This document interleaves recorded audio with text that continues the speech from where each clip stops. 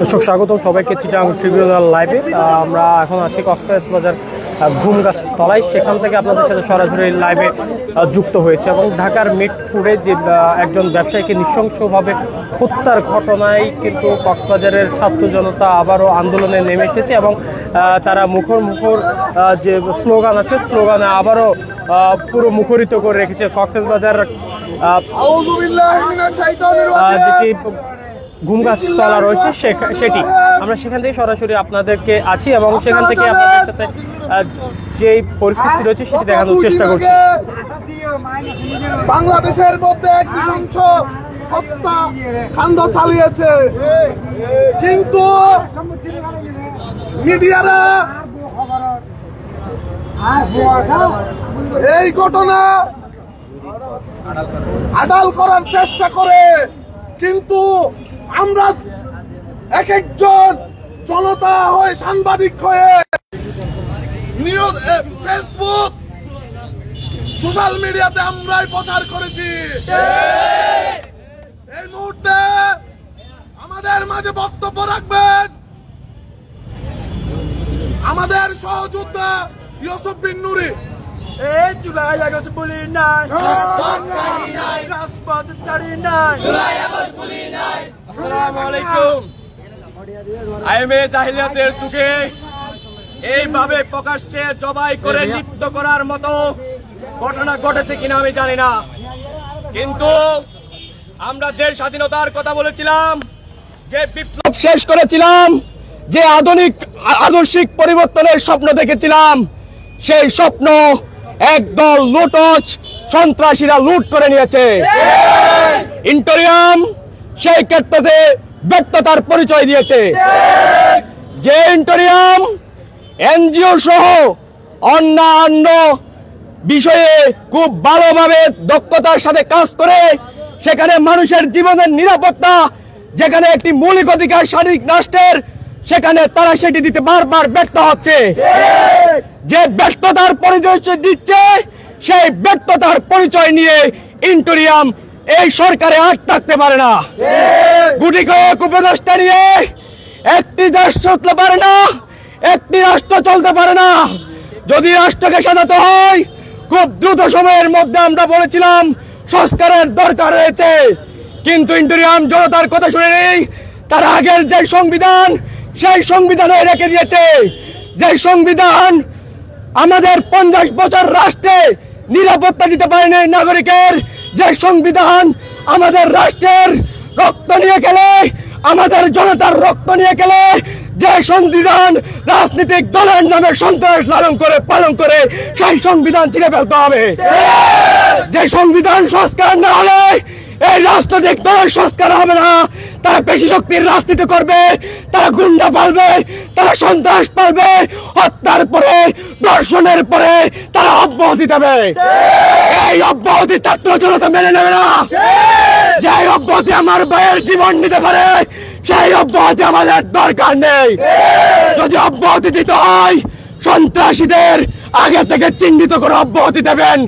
আদর্শিক মানুষ রাজনীতিতে যুক্ত করবেন, যারা একজন মুসি হোক, সুইপার হোক, এই সংসদে গিয়ে একজন আদর্শিক মানুষ হিসাবে জনমানুষের কথা বলতে পারে, তাদেরকে সংসদে নিয়ে যাবেন, তাদেরকে রাজনীতিতে যুক্ত করবেন।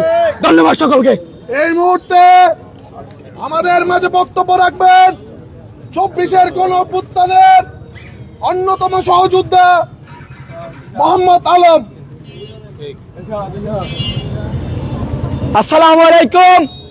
বিপ্লবী ছাত্র জনতা, আজকে আমরা এখানে একত্রিত হয়েছি।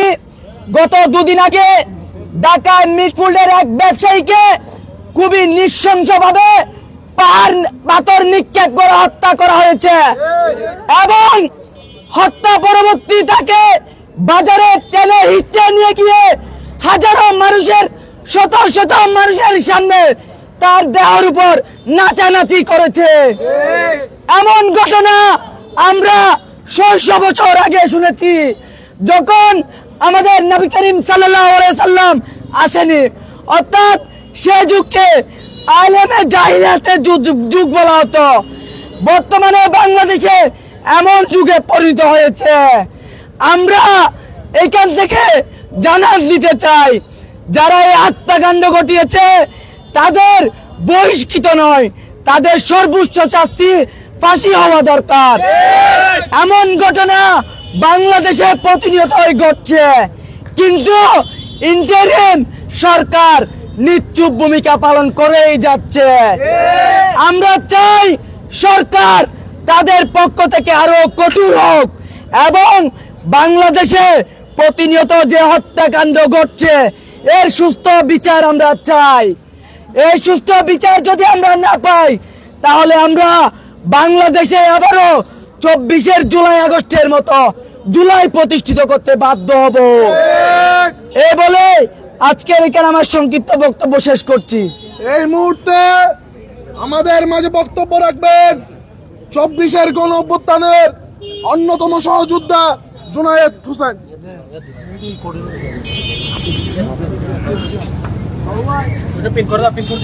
আউযু বিল্লাহি মিনাশ শাইতানির রাজিম। বিসমিল্লাহির রহমানির রহিম। উপস্থিত সংগ্রামী ছাত্র জনতা,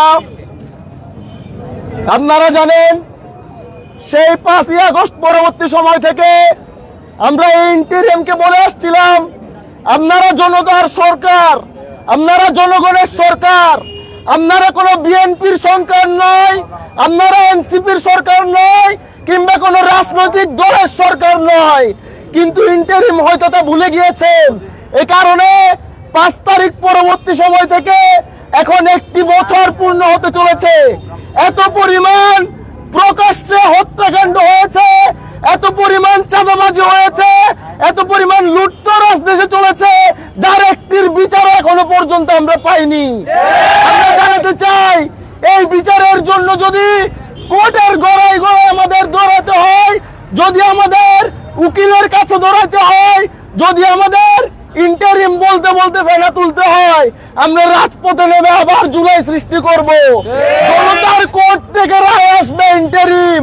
মনে রাখতে হবে, এই দেশের প্রত্যেকটা নাগরিক তাদের নিরাপত্তা মৌলিক অধিকার পাওয়ার যোগ্যতা রাখে। আমরা একটা সুন্দর বাংলাদেশ চেয়েছিলাম, আমরা একটা নতুন বাংলাদেশ চেয়েছিলাম, যেখানে কোনো লুট থাকবে না, চাঁদাবাজি থাকবে না, হানাহানি থাকবে না, খুনাখুনি থাকবে না। কিন্তু অত্যন্ত দুঃখের সাথে বলতে হচ্ছে, সারা বাংলাদেশে ইভেন এই কক্সবাজারে যদি বলেন, রাজনৈতিক দলের নাম নিয়ে নিয়ে মানুষ থ্রেট দেয়, রাজনৈতিক লোকজনের ভয়ে মানুষ মুখ খুলতে ভয় পায়। আমরা জানাতে চাই, জুলাইয়ের বিপ্লবীরা বাসায় ফিরে গেছে ঠিকই, তারা রাজপথে আসলে আপনারা পালানোর জায়গা পাবেন না। ফেরাউন পালানোর জায়গা পায় নাই, যারা ফেরাউন হয়ে উঠবে তাদেরও পালানোর কোনো জায়গা হবে না। বিপ্লবী ছাত্র জনতা যারা আজকে আমাদের সাথে এসেছেন, আমরা আপনাদের প্রতি কৃতজ্ঞতা জানাই। আমরা এটাও জানাতে চাই, প্রত্যেকটা হত্যার সুষ্ঠু বিচার না হওয়া পর্যন্ত আমরা রাজপথে থাকবো। আমাদেরকে রাজপথ থেকে উঠানো যাবে না। আরো রক্ত দিব, কিন্তু আমরা অন্যায় মেনে নিব না। তারা বাংলাদেশের ছাত্র জনতাকে আহ্বান করছি, যতদিন না পর্যন্ত হত্যাকারীর সুষ্ঠু বিচার হচ্ছে, প্রত্যেক নাগরিকের নিরাপত্তা নিশ্চিত হচ্ছে, ততদিন পর্যন্ত আপনাদের লড়াই করতে হবে, ততদিন পর্যন্ত আমাদের সংগ্রাম জারি থাকবে ইনশাল্লাহ। এই বলে আজকের এখানে বক্তব্য আমি সংক্ষিপ্তভাবে শেষ করছি এবং সমাপনী ঘোষণা করছি। ধন্যবাদ। 24-এর হাতিয়ার গর্জে ওঠো আরেকবার, গর্জে ওঠো আরেকবার। 24-এর হাতিয়ার সন্ত্রাসীদের ঠিকানা এই বাংলায় হবে না, এই বাংলায় হবে না সন্ত্রাসীদের ঠিকানা।